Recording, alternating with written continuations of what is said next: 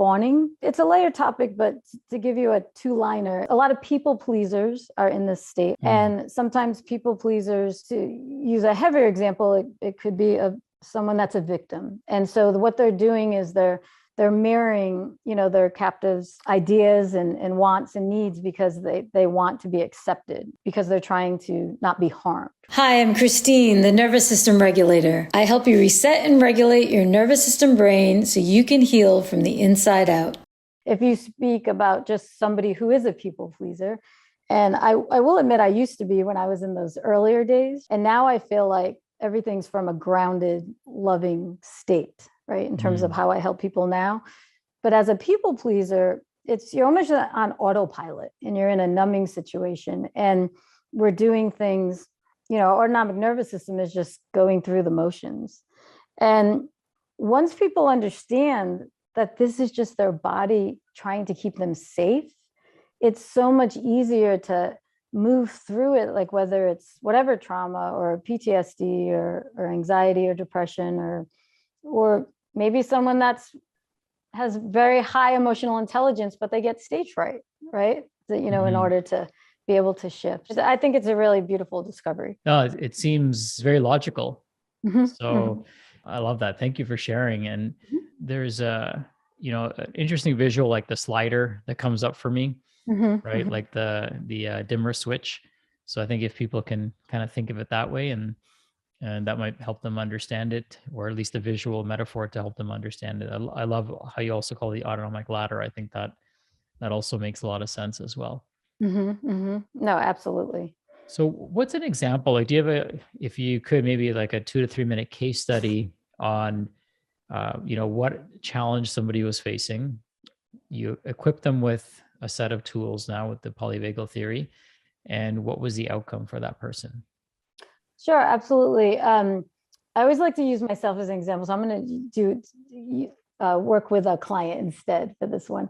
So there was a woman that came to me, had disassociation, and she actually didn't realize what her trauma was till later in life. And so even though it happened to her as a child. And this is where I layer the polyvagal theory in with the yoga therapy. To give you a one-liner for yoga therapy, it's much different than yoga. Functional medicine yoga therapy is very much aligned. And so it's looking at the whole person and working through Eastern traditions, using a lot of our senses, some Ayurvedic work. And the main modality is using the polyvagal theory. So my point is, I implemented yoga therapy techniques with this woman. And it's very slow titrating, but we pulled in, when she was aware of what state she was in and how she was in it, we did several different exercises. And pulling through yoga therapy, I'll incorporate all your senses. So depending on what she resonated with, okay? She liked to journal. So she did a lot of journaling rather than, say, the dance and she liked to dance too. So we did both.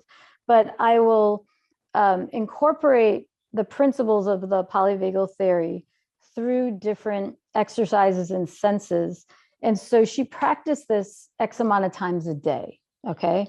And the main thing is if someone is a trauma survivor, their dominant states are fight or flight, dorsal vagal, or that combination, that fawn, okay?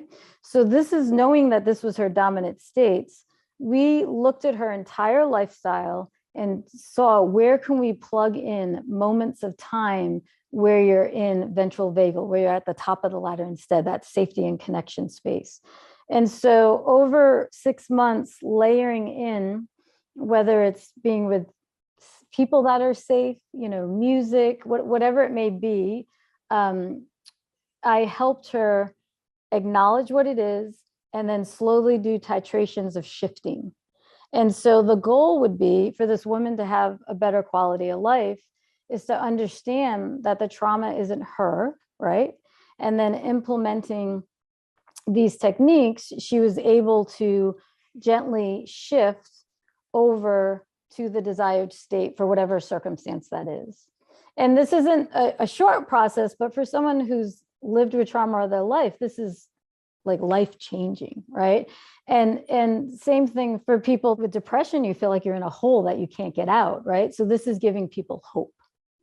So and so she's still in the process of, you're always going to improve. Think about our neuroplasticity, right? We always want to improve and build new neural pathways.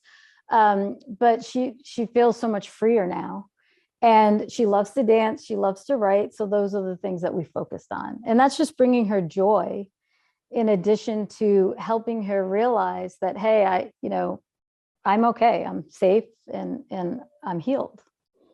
Yeah, joyful movement is a concept we talk about a lot, and it's great to see it in practice like this. Mm-hmm. Mm-hmm. Subscribe below so you don't miss any of our new timely content. For those who want to dive deeper, check out our popular Radiant Lifestyle Reset, where you can let go of what no longer serves you, whether mental, emotional, or physical weight.